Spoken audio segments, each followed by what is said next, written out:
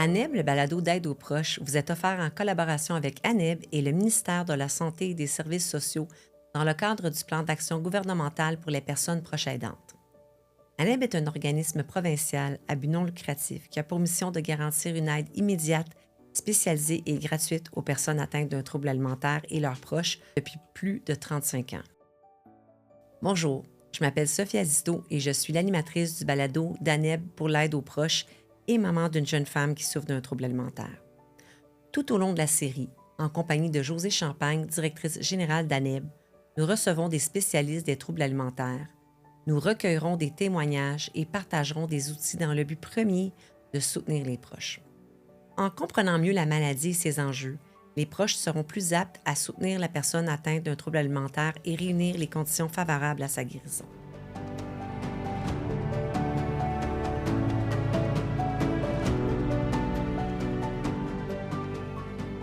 On aborde rarement ou jamais l'aspect de longévité d'un trouble alimentaire.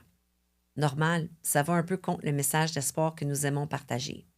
Et même s'il est vrai que la plupart des gens vont se rétablir complètement d'un TA, dans certains cas, la maladie va se chroniciser et peut s'installer pendant des dizaines d'années, voire toute une vie. Cette réalité apporte ses propres enjeux qui sont différents et plus complexes que ceux d'un rétablissement qui s'échelonne sur quelques mois ou années.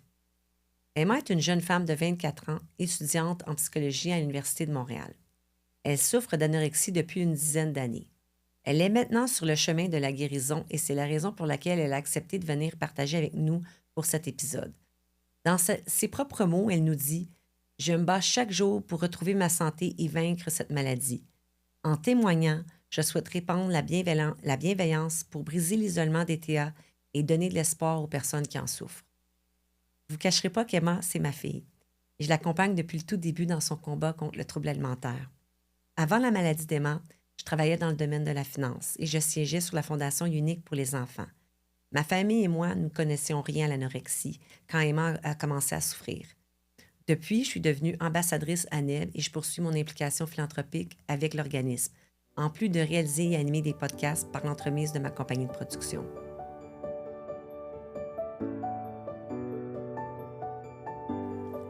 Le dernier épisode de notre 3e saison, Josée, aujourd'hui avec une invitée qui est toute spéciale dans mon cœur. C'est ma fille, Emma. Allô, Emma. Allô. On va essayer de ne pas être trop émotive. Je parle surtout pour moi. Ça se peut que toi aussi, hein? Là, on a Josée qui va nous aider. Elle est avec nous. Merci, mais merci de venir témoigner. Je le dis tout le temps, là, pas juste pour toi, mais les gens qui viennent partager leur histoire ont toujours mon admiration. Ça prend du courage pour venir raconter son histoire. Moi, je la connais, ton histoire, mais les gens la connaissent pas. Fait que je sais pas, veux-tu nous la raconter un peu, ta perception à toi? Je peux-tu juste mentionner que moi aussi, je suis profondément touchée de ta présence aujourd'hui. Là. Ça fait longtemps qu'on se connaît, là, donc...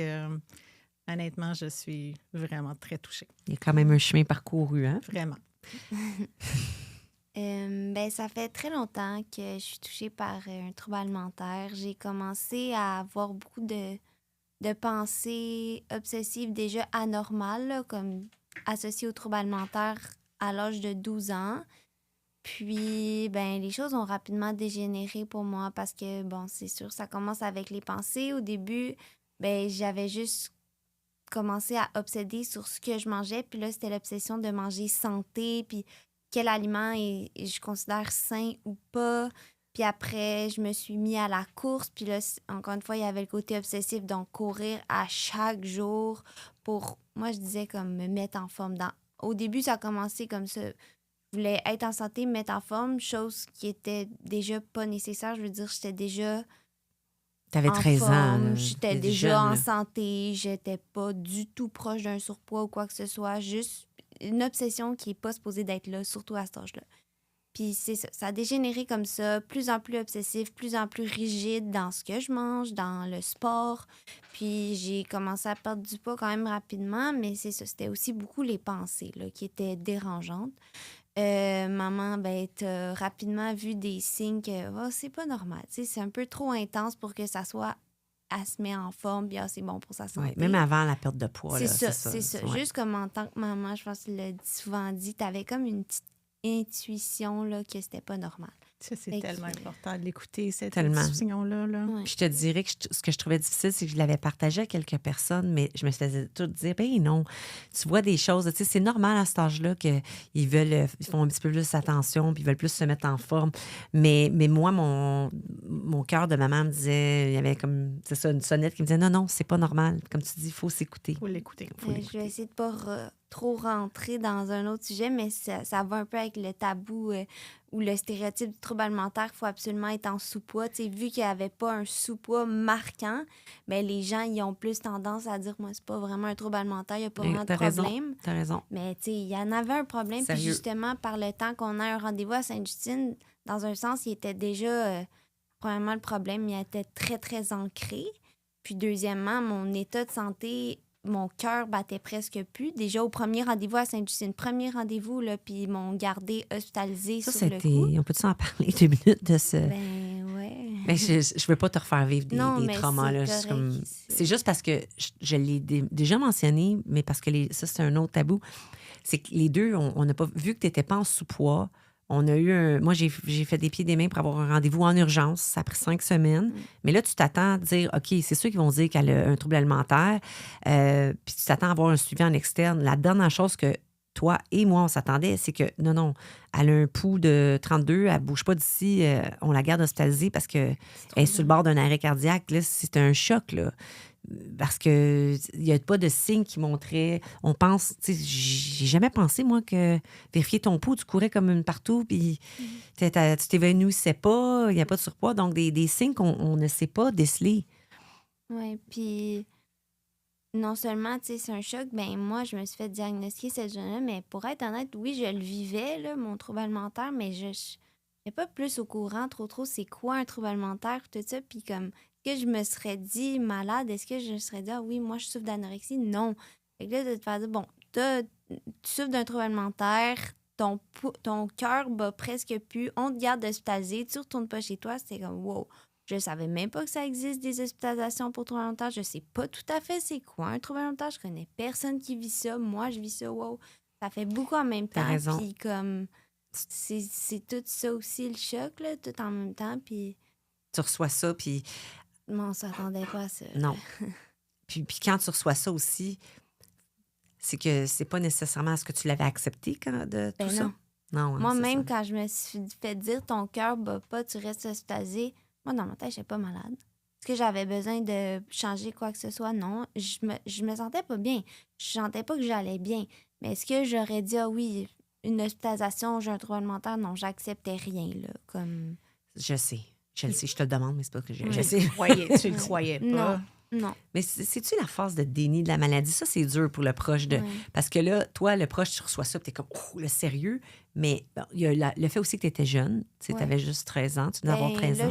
Là, en fait, non. Non, je t'étais venais d'avoir 14 ans. tu ça venais tout faisait juste une d'avoir c'est le semaine, même. je pense. Oui, 2 semaines. Là. Ouais. 22 octobre, Ouais. on va toujours Ouais. s'en souvenir. Pour dire, hein, ça fait longtemps de ça. Là. C'est ça, tu sais que tu venais juste d'avoir 14 ans. Mais il y a l'âge, puis je pense que le côté déni de la maladie. Oui. Ben, il y a aussi, moi, je connaissais personne qui souffrait de troubles alimentaires. Non, Là. moi Fait que non c'est plus. comme, ça existe. C'est quoi Parce qu'on sait exactement? rien On sait de pas. ça. On pense qu'on On connaît sait. pas ça. Non. C'est ça, quand t'es pas exposé à ça, c'est pas une maladie. Je pense que là, dans les dernières années, on en parle un peu plus avec toute la santé mentale et tout. On essaie de faire plus de Mais c'est sensibilisation. important, tu vois, parce que même moi, j'en souffrais, puis je savais pas vraiment c'était quoi, puis j'aurais pas été capable de dire, ouais, moi, je souffre d'un trouble alimentaire. Là. C'était vraiment comme nébuleux, là, dans ma... Oui, ça, je pense que ça contribue à la détresse. Parce que Ouais. moi, je trouvais ça difficile. Je peux pas parler pour toi, mais je trouvais ça difficile de l'expliquer. Tu es Ouais. en choc, ton enfant vient de se faire hospitaliser. Emma est à l'hôpital, ils vont la garder pour plusieurs semaines. Qu'est-ce qu'elle a? Un trouble alimentaire. Là, voyons, c'est quoi ça? Non, au lieu de s'arrêter juste à mon enfant est hospitalisé, souvent, la conversation l'arrête là. Il faut que tu expliques. Ça, ça me crée beaucoup de colère. Puis toi, même, je me souviens que tu t'étais fait recommander de dire que tu avais un problème de cœur. Ouais. Tu avais eu une note de l'hôpital pour dire que tu étais hospitalisé à cause d'un problème de cœur. Fait que, c'est comme on continue à être un petit peu dans les tabous si on continue à dire ça, non? Mais je dois avouer, au début, Oui, ça me je sais. convenait parce qu'il y a la honte aussi qui devrait pas être là. Mais à cet Mon avis. âge-là, les adolescents au secondaire, tout ça, Moi, j'étais gênée. J'aurais pas dit ouvertement au début, ouais, moi, je souffre d'un trouble alimentaire, j'étais à l'hôpital pour telle raison. Non, j'aimais mieux, moi, blâmer sur problème de cœur. Plus facile pour moi à le dire, à expliquer. Puis justement, les gens, après, ils posent pas de questions, tandis que si tu dis la vérité, il y a des questions, il y a Oui, des le regard regards, il y a change. Oui, après, les gens, ils en parlent. La vérité, en fait, c'est que tout le monde le savait, tout le monde en parlait, mais personne m'en parlait. Tout le monde en parlait un peu comme, si je peux dire, en dessous de la table. Là. C'était oui. comme, tout le Ça monde le rend pas ça sait, pire? mais on le dit pas. Oui, ça rend ça pire. Puis moi, je sais qu'eux, ils en parlent, je sais qu'ils savent, ils savent que je le sais. C'est juste malaisant, Oui, puis il n'y a pas de raison tellement. pour que ça soit, justement, parce que si c'était juste un problème de cœur, il n'y aurait pas tout ça. T'as C'est raison. juste, C'est une couche. Ça c'est rajoute ça, une le couche. tabou, puis les stéréotypes, puis les idées préconçues que les gens ont de ça, puis c'est comme... Surtout au secondaire. Je pense que c'est plus présent au secondaire, là, cette Mais dynamique-là. Mais... beaucoup surtout l'anorexie, malheureusement, Ouais. c'est là que ça se déclare. Ouais. Donc, les jeunes C'est ça. ont face à ce milieu-là.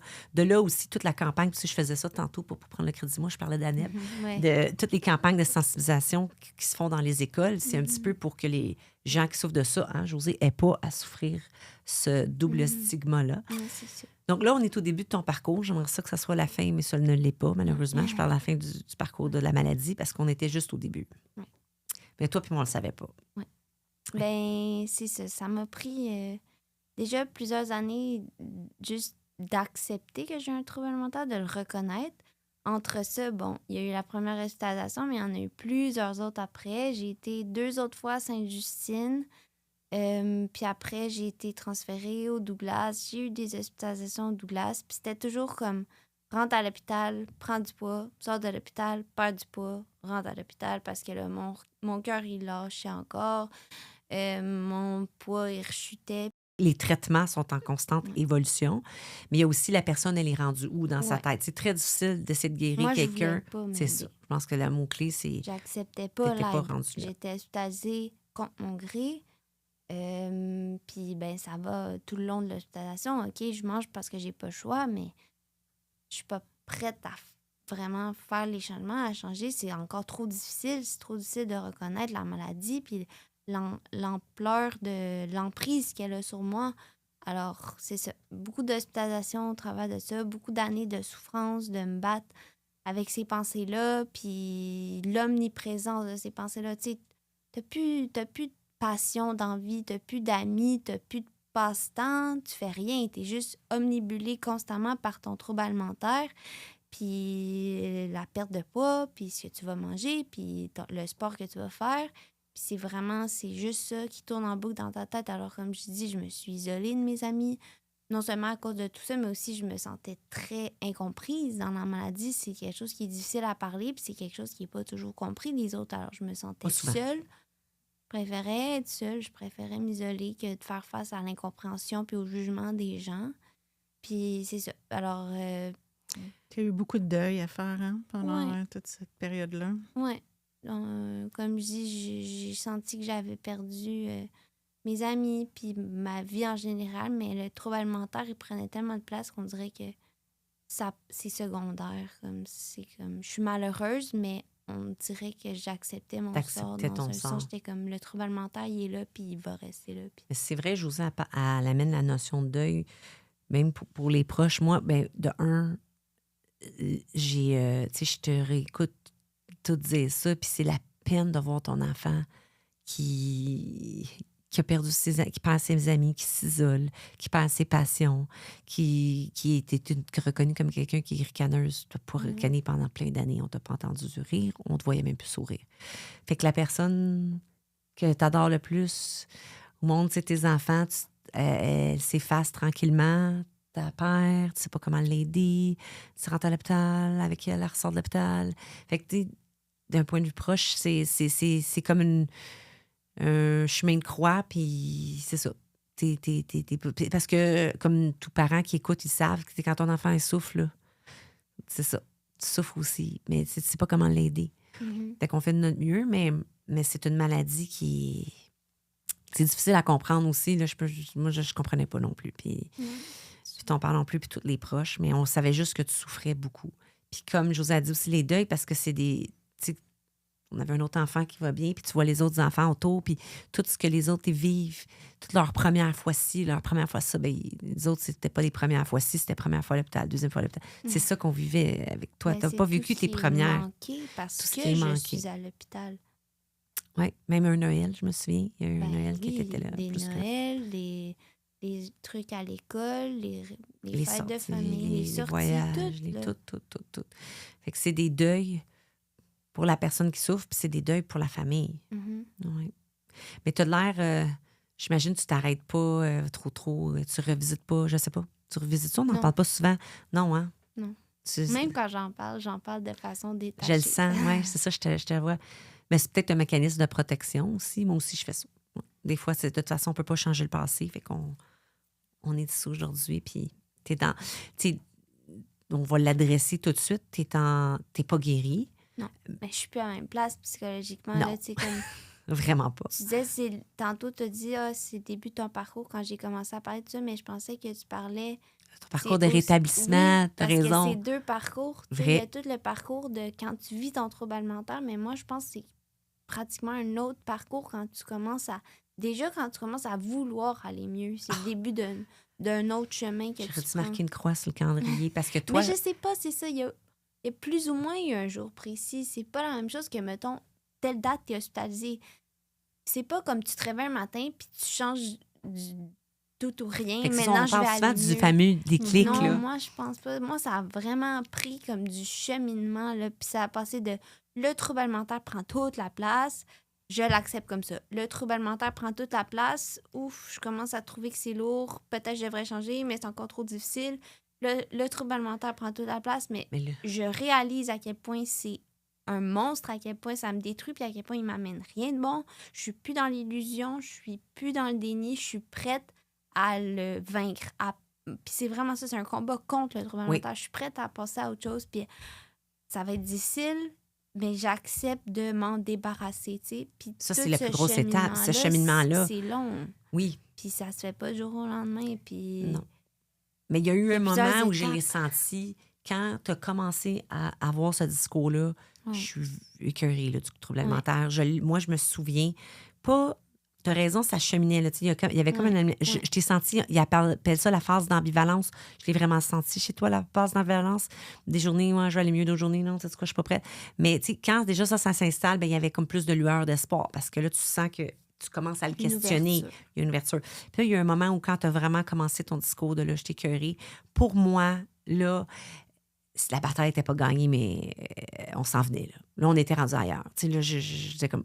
Puis là, c'est difficile à dire parce que toi et moi, on est très près, on partage. Je l'ai vu en premier, je pense. Ben, toi en premier, moi en Oui. deuxième. Mais là, je disais, OK, là, il est rendu ailleurs, mais les gens voient encore juste les symptômes physiques, tu sais, ton très grand amaigrissement. C'est difficile de leur dire, non, je vous le dis, il est rendu ailleurs. Là, quelqu'un qui parle avec toi, c'est évident que tu es rendu ailleurs d'un point de vue psychologique. Puis on peut même nommer des choses, hein. Le fait que tu te nourris déjà différemment, même si on a encore un long chemin à faire, tu es beaucoup plus... Tu sais, tes fonctions cognitives, on s'en rendait pas compte qu'ils étaient au ralenti, mais là, on se rend compte qu'elles le sont plus. C'est en comparaison. Parce que, tu sais, ça fait tellement longtemps que tu es malade que la Emma de 14 ans, puis la Emma qui est dans sa vingtaine, on t'a pas connue dans la vingtaine tout allumée. Mais là, je retrouve ma fille qui est comme, OK, elle est capable d'être... Elle en lance des bonnes, elle est drôle, puis des bonnes conversations, puis tout. Tu sais, il y a un côté qui était plus là. Fait que ça, c'est... Ouais. Fait que fait on est sur le chemin. Tu es sur le chemin du rétablissement. Oh, tu m'accompagnes. Ouais. Fait qu'on parlait justement le déclic, mais une des questions qu'on s'était mis, là, mais des questions, mais tu sais, comment tu vis avec ça toutes ces années-là? Parce que c'est un... Ben, dans les années que ça va pas, c'est ça, c'est comme j'ai dit un peu, t'acceptes ton état parce que tu souffres énormément, mais c'est trop difficile de changer ou ça fait trop peur. Alors, c'est mieux rester dans une souffrance connue que Que de de se souffrance lancer dans la inconnue. souffrance du rétablissement, parce que oui, c'est souffrant d'aller mieux puis de battre le trouble alimentaire, mais c'est pour le mieux à long terme. Tandis que quand tu restes dans l'ambivalence ou dans ton trouble alimentaire, ben tu souffres aussi, mais c'est une souffrance qui t'apporte rien de bon à long terme, qui ne va pas t'amener à quelque part d'autre. c'est juste une souffrance connue. Alors, c'est ça. J'ai comme accepté que le trouble alimentaire, dans toutes ces années-là, il faisait partie de moi. Puis c'était mon quotidien, c'était ma vie. J'étais habituée de fonctionner comme ça. Puis je le remettais pas trop en question. Tandis que quand j'ai commencé à remettre en question qu'est-ce que ça me volait de ma vie, qu'est-ce que ça. Tu sais, C'est difficile, une fois que ça Ouais, te remet en question de retourner en arrière et faire ouais, semblant que tout ça est correct. existe pas. Mais je n'ai jamais vraiment posé, comme, tu sais, dans nos conversations, mais le fait que tu étais malade longtemps, tu as connu beaucoup de gens avec Ouais. des différentes hospitalisations qui ont été malades, mais qui sont sortis plus tôt que toi. Ça te faisait sentir comment? Ça, toi, as-tu eu des périodes de découragement de dire je vais toujours être malade? Non. Mais pas rapport avec la comparaison des autres puis leur Non. cheminement puis leur établissement, non. Je pense que c'est vraiment individuel. Moi, personnellement, ça m'a Ça te jamais faisait pas affecté. peur? Non, Parce que non. toi, tu sais, comme des années, alors que d'autres personnes qui avaient été quand même très malades, mais eux autres, tu sais, au bout, sont rendus ailleurs Non, après au 4. contraire, c'est juste je le voyais encourageant puis comme j'étais contente pour elle ou pour eux, là, il y a Oui. des garçons aussi, mais ça m'a pas plus découragée parce que moi, j'étais pas à la même place qu'eux ou peu importe. Vraiment pas. Puis le fait que ça s'étendait dans le temps pour toi, ça te faisait-tu peur? Non, Non plus, hein? non. La maladie est juste comme... Ouais. Puis qu'est-ce que tu fais que tu penses que des fois, pour certains, elle est aussi forte que ça, tu sais, ou comme dans ton cas, qu'est-ce que tu penses que Je sais pas. c'est une question difficile? Oui, hein, c'est ça. Ouais. C'est multifactoriel. Mais tu as déjà dit qu'il y a une question aussi d'âge qui aide, hein? Ouais, je pense que la maturité. Ben, surtout du côté de comme commencer à rationaliser à quel point un trouble alimentaire, il t'amène rien de Mhm. bon, là, d'être vraiment ça plus dans le rationnel. Je pense que oui, ça prend une certaine maturité, peut-être, puis c'est un facteur qui a joué pour m'aider, là, à vouloir passer à autre chose, puis à réaliser tout ce que ça m'enlevait, puis ce que je pourrais avoir sans trouble alimentaire. Alors, oui. Mais justement, qu'est-ce que ça t'a enlevé? Il faut dire que quand la maladie elle s'étend dans le temps, ça vient avec des conséquences physiques aussi. Hein? Ouais, Psychologique, tu l'as dit, là, comme tu as beaucoup d'isolement, perte de ouais. passion, tout ça. Mais malheureusement, tu peux-tu nous en parler un peu? Ben, c'est ça, le côté psychologique, là. Moi, c'est des années très. Je vais peut-être pas utiliser le mot dépression, mais oui, là, comme il y a eu des périodes, beaucoup d'idées suicidaires même, puis beaucoup, c'était pas la dépression, c'était la déprime constante, pas de motivation à rien, pas de goût, comme la vie en vaut pas la peine. Je me sentais juste un peu comme un fantôme ou comme, tu sais, je passe à travers mes journées pour attendre la prochaine qui va être pareille, puis je continue sans trop y penser parce que c'est juste de la souffrance, puis c'est juste continuellement comme t'es pas bien, là, mais tu fais juste Il y a comme un manque aller. d'énergie Ouais, aussi, peut-être, de dire, de se mobiliser pour aller mieux, ouais. parce que t'es tellement dénutri aussi que... Tu voyais plus la lumière au bout du Non, tunnel. Hein? non, puis j'essayais même pas de me dire qu'il y en avait une, je faisais juste continuer parce que il y avait vraiment pas de suite à la phrase, juste parce que je dois. Alors, c'est ça. Mais là, je vois évidemment plus ça comme ça, là. Mais aussi au côté physique, c'est ça, comme tu dis, plus tu restes longtemps dans un trouble alimentaire, plus tu as des conséquences physiques long terme aussi, là. Comme là, mon cœur, il va mieux, mon pouls et tout, parce que ça aussi, ça va juste avec la quantité que tu manges. Alors là, je suis plus alimentée, ça va mieux, mais pendant toutes ces années-là, j'ai beaucoup abîmé mes muscles, j'ai beaucoup abîmé tout mon système digestif, parce que là, tu sais, tu manges pas, tu manges peu, tu sautes des repas, mon corps il a de la misère à suivre, là. Alors maintenant, c'est ça qui est vraiment frustrant et difficile parce que je veux manger plus, je veux aller mieux. Puis des fois, on dirait que c'est mon corps qui Qui met des freins, Ouais, pas ta tête. ouais, exactement. Parce que là, comme ben l'estomac, c'est un muscle aussi, ben mon estomac, il est plus petit. Puis tout, il sait juste plus comment fonctionner. Tout mon système digestif, c'est vraiment ça. Il a comme désappris à fonctionner normalement. Alors là, la nourriture, ça passe comme juste pas où. Ça passe beaucoup trop lentement. Puis la misère à digérer, les nouveaux aliments, les 3 repas par jour et aussi besoin de collation. C'est tout ça, là, il est plus habitué à fonctionner normalement. Alors, c'est vraiment difficile. C'est très douloureux. C'est très souffrant sur le plan physique. Puis c'est démotivant. Tu sais, je le vois, moi, les journées que physiquement, je me sens mieux. On dirait que mon humeur à Oui, suivre. oui. Puis quand Je le sais quand t'as physiquement, mal c'est plus. plus douloureux, ou moi, c'est pas vraiment de la douleur, c'est plus des gros inconforts. Puis surtout quand ça vient à manger, justement, aucun appétit, mais non seulement pas d'appétit, des maux de ventre, puis tout ça, là, c'est juste, ça rend ça désagréable. Ça rend le processus de réalimentation désagréable. Je sais que c'est déjà un défi psychologiquement, alors moi, ça me frustre que physiquement, il y ait en plus cette contrainte-là. J'avoue. Toutes ces années-là à vouloir, là, OK, là, je suis prête, je le fais, puis Ouais. c'est comme le corps qui Là, dit non, c'est j'ai pas ça, dit, moi, ça je vais te marche rendre. plus. Mais en même temps, c'est que j'ai pas le choix de repasser par la réalimentation pour justement régler tous ces symptômes physiques-là ou les améliorer. Il faut que je passe Ouais. par là. Alors, c'est un peu d'endurer puis de me répéter que c'est en ce moment, ce qui me fait physiquement le plus souffrir, c'est ce qui va à long terme le plus m'aider. Alors, de continuer à manger puis continuer d'augmenter, même si Ça vient avec la physiquement, souffrance. c'est difficile. Alors, tout ça, là. Ça, c'est tout le côté du fait que la maladie s'étend dans le temps. Parce que Ouais. quand ça se vit à plus court Ouais. terme, tu n'as pas nécessairement ces conséquences physiques-là. Dans mes questions que je m'étais mis, c'est drôle parce que je sais que j'apprécie comment tu es toujours ouverte à parler facilement de ça. Puis on en a toujours dit dans la famille. On trouve que c'est important pour justement... Mm. Tu sais, la comparaison que j'ai toujours faite, c'est si tu avais le cancer, on ne se cacherait pas d'en parler, puis on en parlerait aux autres. Puis on ne voulait pas traiter cette maladie-là autrement parce que... Puis rajouter des tabous, puis la honte, du stigma qui ne devrait pas exister. Mais de ton point de vue à toi, pourquoi c'est important d'en parler?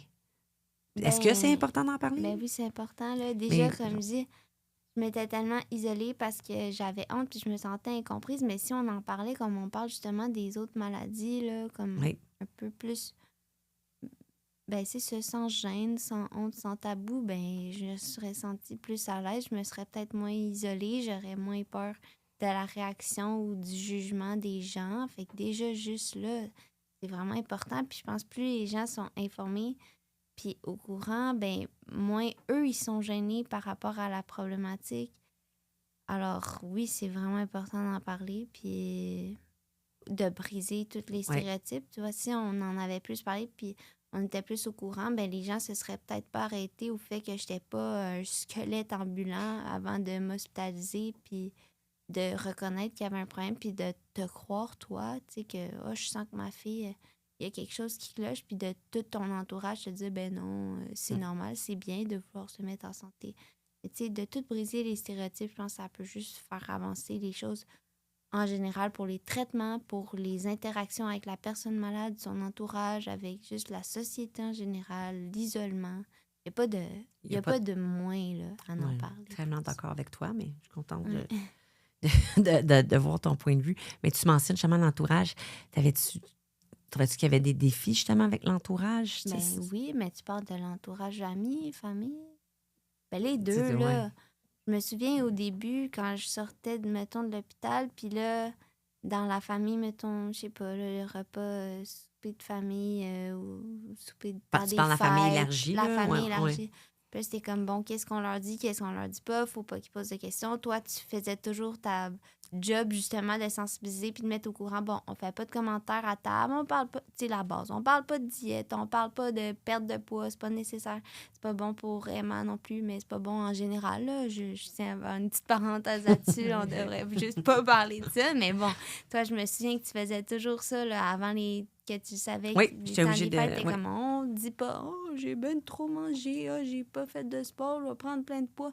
Tu sais, des commentaires comme ça, pas Ils nécessaires. sont continus, les gens ne se rendent pas Ouais, compte. c'est ça, les gens ne s'en rendent pas compte, c'est juste quelque chose. Puis c'est ça, pas de commenter sur moi, qu'est-ce que je mange, puis... Ah juste, oui, tu t'es ouais, pris... Ouais. c'est ça.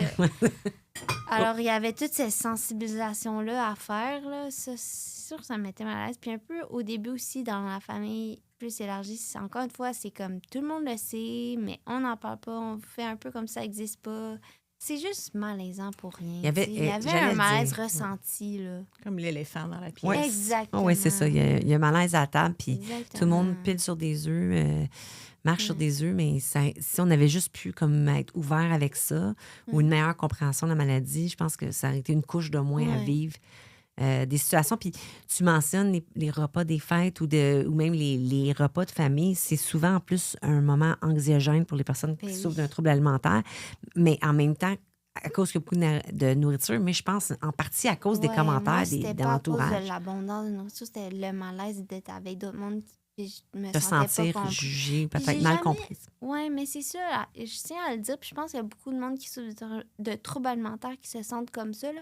On demande vraiment pas aux gens de comprendre. C'est des fois, même moi, ça portait à confusion dans ma tête tellement qu'un trouble alimentaire, c'est complexe, puis c'est comme... C'est ça, c'est très complexe, là, puis tu peux pas demander aux gens de comprendre, de te comprendre, mais juste de respecter que c'est ce que tu vis, puis de pas être dans le jugement, puis de pas... C'est ça. C'était plus ça que je m'attendais. Ben, pas que je m'attendais, mais que j'aurais aimé, que j'aurais espéré, puis non comme « Ah, je comprends ce que tu vis ». Ça, tu peux pas demander Non. ça aux gens. Ben, de toute façon, si tu n'as pas vécu, ça serait prétentieux de ça. dire que tu comprends. Exactement. Alors, c'est ça, de me sentir dans un environnement pas Dans la jugé. bienveillant. puis Pas il y avait de la bienveillance, mais Oui, pas oui, jugé. Un peu plus, comme tu dis, dans... Ouais. Je pense que c'est là que ça vient aussi le message qu'on fait tout le temps, puis que les proches, comme le balado proche, c'est de s'informer. Ouais. Parce que quand tu t'informes, tu Ben, comprends t'es mieux. moins malaisé, ça, je disais Oui. tantôt. Les gens, ils ont moins de gêne puis de malaise par rapport à la personne quand ils sentent qu'ils connaissent un peu c'est quoi, qu'ils sont plus au courant, puis... Oui, ça va pouvoir rentrer en interaction versus quand tu te sens vraiment dépassé par la maladie, souvent, tu vas comme rien Ouais. dire ou puis on le sait, là, on le C'est ça, voyait, c'est les gens qui étaient ressenti, là. malaisants, ils étaient comme en regard, mais Ouais. comme Ouais, je vais c'est ça. complètement l'éviter ou éviter le sujet, comme ça je ne ferai pas de mauvais pas. Ouais. Mais c'est pire parce que toi, tu le ressentais, ça aussi. Ben moi, quand j'ai commencé à plus en parler ouvertement de mon trouble alimentaire, je disais aux gens, je suis ouverte à toutes les questions, je suis beaucoup plus à l'aise que vous me demandiez des questions ou si vous trouvez des choses bizarres ou peu importe, comme demandez-le moi à la place de faire semblant que ça n'existe pas ou comme de le passer un peu inaperçu, de faire comme si de rien n'était. J'aime mieux quand Oui. tu me poses tes questions qu'après tu parles dans mon dos ou que tu dises n'importe quoi ou que Puis tu t'inventes le des savais de toute façon. affaires. Ouais, C'est ça. ça. Comme moi, je vais. Ben là, c'est pas tout le monde, mais moi, dans mon cas, je suis à l'aise d'informer les gens puis de répondre à leurs questions. Puis c'est ça. Mais j'aime mieux ça. J'aime mieux me faire poser la question que Oui, comme tu de sais qu'ils vont rester chuchoter. dans l'évitement puis on n'en parle pas trop. Puis comment justement, quand la maladie a s'étend dans le temps, comment on garde l'espoir, on nourrit l'espoir? Parce que ça, c'est une des choses, hein? Mais là, c'est difficile à répondre à ça. là. OK, mais toi, mettons, comment toi... Ben moi, j'en avais pas d'espoir puis j'espérais pas en avoir. Tu Mais comprends? J'y croyais Ben, juste pas. est-ce que tu aurais un message pour les proches, d'abord, pour garder l'espoir? Moi, j'ai toujours gardé l'espoir. Mais C'est que ça peut-être que ça plus serait à moi toi qui à devrais le dire ça. ouais. C'est vrai que c'était pas évident. Il y a des fois, Mais tu avais non. l'air tellement... C'est pas content d'être malade, mais comme tellement résigné au fait que ça soit Résigné, ça, c'est le mot. ton sort, que c'est comme les proches qui portent quasiment... qui doivent porter l'espoir à bout de bras. Mais d'abord, je changerais ma question. À quel point ça t'a aidé que moi, j'ai toujours gardé l'espoir? Est-ce que ça t'aurait changé quelque chose si moi, t'avais eu l'impression qu'à un moment, j'y croyais moins? Ben, c'est difficile à dire parce que j'ai pas vécu ça. Justement, tu m'as toujours appuyé puis tu as toujours dit, moi, je pense que c'est possible puis qu'un jour, tu vas aller mieux et tout. Mais moi, j'étais tellement dans le noir que je te croyais pas. Mais d'avoir entendu un message contraire, je pense que ça m'aurait encore plus résignée à mon sort. Comme... Parce Ouais. que vraiment, je suis contente, entre autres, on l'a toujours dit, mais là, on a de la science qui le prouve. Hein? On a eu un chercheur émérite de Douglas qui a dit que ce soit 2 ans ou 30 ans que tu souffres d'un trouble alimentaire, il est toujours possible de s'en sortir. Tu as autant de chances de t'en sortir, puis la science le prouve. Parce que moi, un des commentaires, je peux parler pour ma part, en tout cas, qui me frustrait le plus, puis qui me frustre encore, c'est que les gens, quand ils entendent ça, surtout que ça fait longtemps que tu es malade, ils disaient... Ah, mais ça, si elle va être prêt avec ça toute sa vie, là, avec malade toute sa vie, j'espère que tu le sais. Ah, ben de un, merci pour ton pep talk. Et de 2, je suis pas d'accord. Tu sais, regarde, je suis contente. Là, c'est le genre d'affaire parce que tu prouves que j'avais raison tout le long, mais c'est le genre de choses que tu veux avoir raison parce que tu dis, moi, je sais qu'un jour, elle va s'en sortir. C'est juste que c'est sûr que quand il y a des moments où des fois, tu le mets quasiment en doute parce que tu te dis, là, écoute, ça fait longtemps, là, puis elle a l'air d'être convaincue. Tu sais, elle n'a pas l'air à vouloir sortir de là, puis c'est difficile. Mais j'attendais tout le temps ce jour-là. Mais il y avait quelque chose en moi qui j'ai toujours cru. Je dis non, elle va s'en sortir. Ça va prendre le temps que ça va prendre, mais un jour, elle va mettre toute sa grande volonté qu'elle met au service de la maladie au service du rétablissement. Mais je trouvais ça je trouvais ça frustrant, blessant aussi. Puis même pour les proches, de se faire dire ça, comment ça nous encourage, Mais nous, ça quand... sert à rien Ça, de le c'est, voir fait comme que, tu ça. sais, je pense que ça serait un message, je dirais, aux gens. Tu peux pas dire ça. Non. Puis je pense pas que les gens réalisent l'impact qu'ils ont quand ils le disent, Non. mais c'est une des pires choses que tu peux dire Mm. à un proche ou à une personne qui souffre. Mm. Parce que quand il y a de l'espoir, il y a de la vie. Mm. Dans tout. Fait que, tu sais, la journée que tu essayes de tuer l'espoir, alors que, tu sais, c'est une belle preuve, on a eu un témoignage aussi de Ève Lery, une autre survivante d'un trouble alimentaire, qui, tout comme toi, est tu sais, elle-même un message d'espoir elle-même. Fait que, merci pour ça. Y a-tu des messages que tu aimerais... Tu sais, maintenant, comme moi, je dis toujours que ça te donne un genre de perception de sagesse, tu sais, d'avoir vécu ça. C'est comme des vieilles âmes. Quand tu as passé à travers la maladie, tu as côtoyé la maladie beaucoup, les hôpitaux, la souffrance à un jeune âge. Tout ça, tu vois les choses des fois différemment. Toi, c'est quoi ta façon de... Mais je sais pas trop à Ben, qui je m'adresse. l'univers, Emma avant. Ben, la première chose qui me vient en tête, c'est comme en ce moment-là, maintenant que je sais que je veux aller mieux et que je travaille pour ça, tu sais, veux pas, comme tu dis, c'est le début là, d'un long parcours pour aller mieux. Alors, j'ai encore beaucoup, tu sais, dans mes routines, puis mes rigidités, puis aussi, veux pas, toute mon énergie en ce moment est mise au repas, puis à m'assurer, tu sais, respecter les heures, les portions et tout. Alors, ça prend beaucoup de temps dans une journée, beaucoup d'énergie psychologique et physique, là. Oui. Puis là, moi, j'ai pas un énorme cercle d'amis, mais mes amis sont très proches. Puis La qualité, pas la quantité. Puis en ce moment, qu'est-ce que je dis plus, c'est que en ce moment, tu sais, concrètement, c'est ça, les choses n'ont pas tant changé. Mais tu sais, juste soyez patient, puis je vais devenir avec le temps de plus en plus flexible, puis de plus en plus capable de faire différentes choses, différentes activités. Déjà là, j'ai plus d'énergie, j'ai plus de bonheur facile, puis il faut juste être patient avec la personne, puis la laisser dans son processus de guérison, évidemment, là, pas la laisser périr, là, mais quand elle essaie d'aller mieux, juste, c'est ça, la patience, puis la bienveillance. Moi, c'est ça, mes amis que j'ai en ce moment, pourquoi c'est des amis super proches, pourquoi ils sont encore avec moi, parce que c'est des personnes tellement dans le non-jugement, puis juste, comme j'ai dit, c'est un bon mot, la bienveillance, sont là pour moi, puis tu sais, en ce moment, c'est comme ça. OK, on On te prend comme t'es en ce c'est moment. ça, on te prend comme t'es, puis À quel point c'est important. Hein? c'est tellement important, là. Puis là, je parle des amis, mais pour la famille aussi, tu sais, le fait que je me sens autant bien, puis que j'ai la chance de pouvoir trouver du réconfort dans mes proches, mais ça fait que je me sens pas seule, puis non seulement ça brise la solitude puis l'isolement, mais c'est un facteur de motivation. J'ai envie d'aller mieux pour passer plus de bons moments avec ma famille, avec mes amis, puis avoir l'énergie.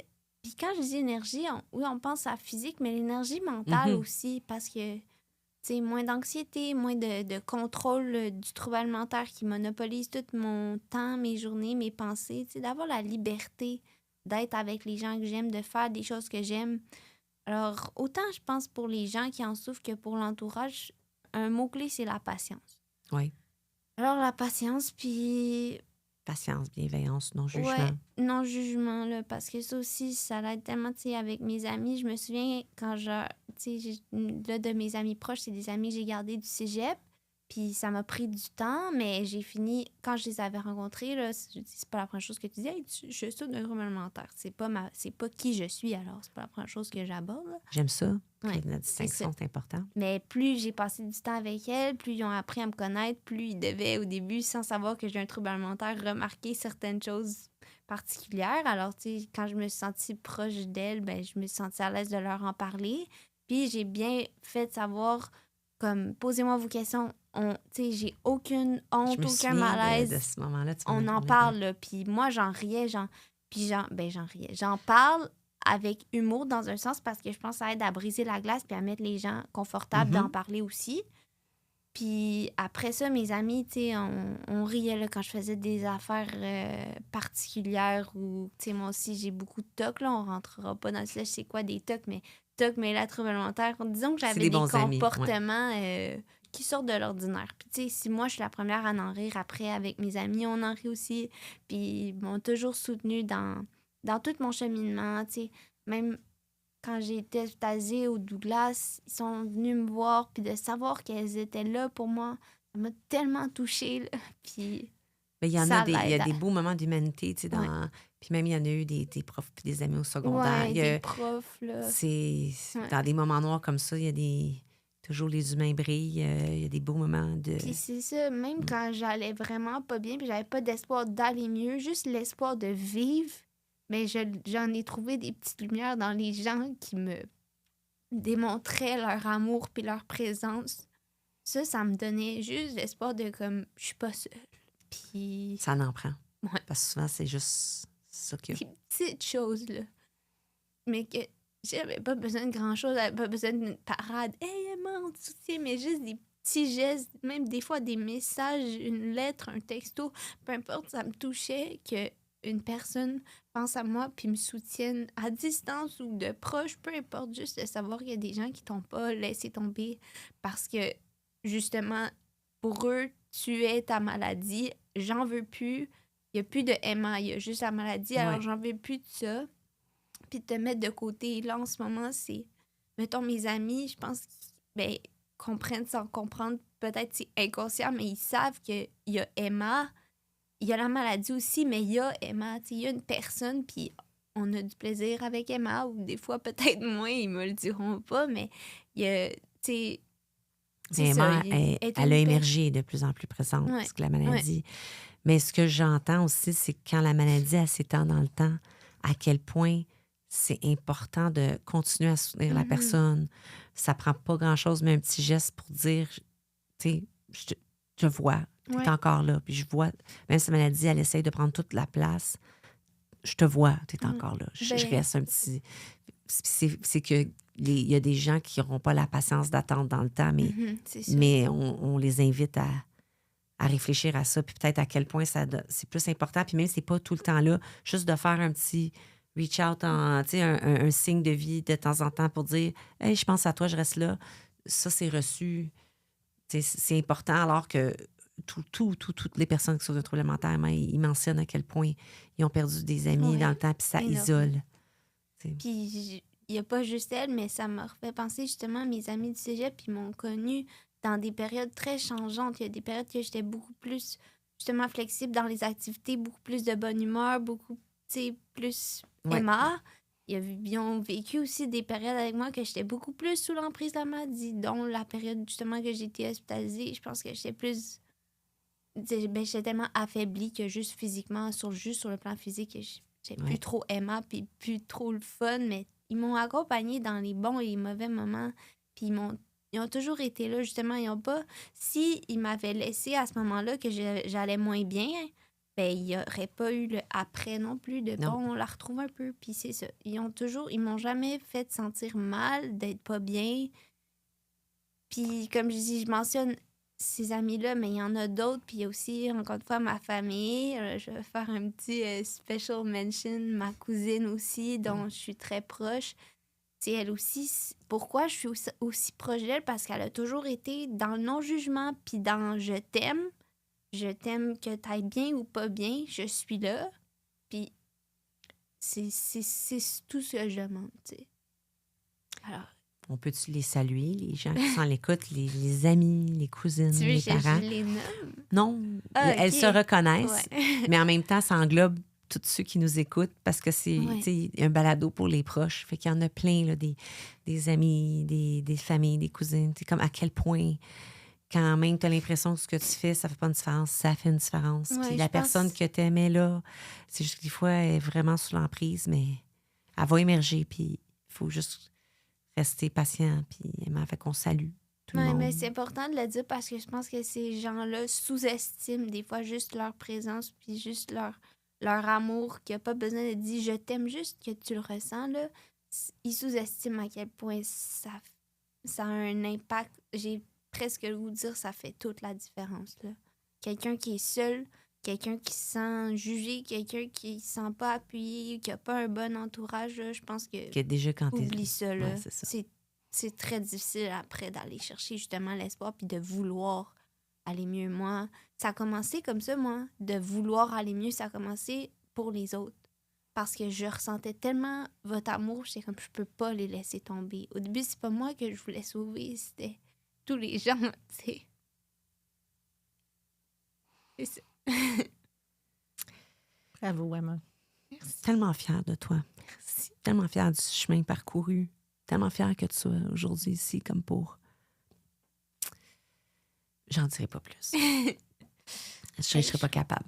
Mais je suis contente d'être ici, puis je suis contente d'être ici justement parce que j'ai décidé d'aller mieux, puis tu sais, je serais pas ici là, si j'étais encore sous l'emprise Non. autant psychologique de la maladie. T'as Je la viendrais réponse, pas pareil. parler d'espoir, puis de « Ah oui, je suis contente d'avoir tous ces gens-là qui m'appuient. » Ben non, là c'est vraiment... Je dis pas que c'est facile, puis que c'est à tous les jours comme ça, mais j'essaie vraiment de voir le positif, puis de me projeter dans du positif, de ressentir le positif. Encore une fois, c'est pas comme tu le sais, t'es la première à le savoir, les journées que je suis plus affectée, mettons, physiquement, là, ouf, il y a comme Ouais. un nuage là, qui vient s'abattre, mais je me répète que, bon, il y a des jours comme ça, mais il y a des jours meilleurs aussi. Ouais, t'es excessivement courageuse, puis je t'aurais pas demandé de venir parler. Ben Tu sais, non, il c'est faut être ça, rendu ailleurs c'est pour ça. pouvoir parler, puis tu sais, parler aux gens. Puis c'est une question d'authenticité envers soi, puis envers Ouais. les autres aussi. Puis fait que c'est pour ça que je suis tellement fière que tu es avec nous aujourd'hui. Mais je suis contente d'être ici. Merci. C'est comme c'était une bonne façon de finir la série. Je veux te remercier aussi, Josée. Parce que Josée, le balado des proches, là, c'est notre 24e épisode aujourd'hui avec lequel on termine la 3e série. C'est l'idée de Josée. Puis on a des commentaires tout le temps à quel point on le sait que ça aide. Nous, ça nous aurait aidé. Moi, ça m'aurait aidé Ouais. d'avoir ce balado-là quand t'es au début de ta maladie. Fait que c'est, tu sais, des fois, tu redonnes aux prochains aussi en sachant qu'on le sait qu'on fait une différence, mais c'est Josée c'est son idée, c'est toi qui as rendu ça possible. Alors, Ben, c'est de voir à quel point les familles, les proches sont tellement démunis. tellement. Puis il y a tellement peu de ressources pour les familles puis les proches. Il y a tellement peu de ressources, Oui. point, pour les troubles alimentaires. Exact. Mais encore moins pour les familles puis les proches. Donc, c'était pour nous, pour Aneb, c'était comme... C'est un non-sens. Là. Il faut faire quelque chose. faut faire de quoi. Puis ça, Oui. ben, ça s'insérait dans les services Mais qu'on fait offrir. quand tu me l'as dit, j'ai adoré l'idée en partant, mais je pensais pas au fil des rencontres, la qualité des invités, des gens, des choses qui sont dans les témoignages, mais d'autres choses aussi qui sont dans le très concret, comme on a eu des conseillers financiers qui sont devenus donner ou des médecins ou des nutritionnistes qui viennent donner des conseils très concrets. Avec le mélange entre les deux, je me disais, à chaque fois, je suis comme épatée de dire, wow, c'est vraiment des ressources pour être des gens qui sont touchés, notre famille aimant par le trouble alimentaire, dire OK, ça, c'est vraiment aidant. Mais ça venait du vécu des Oui, gens. exactement. C'est- Ça vient vraiment du. concret. C'est très concret puis ce vécu. que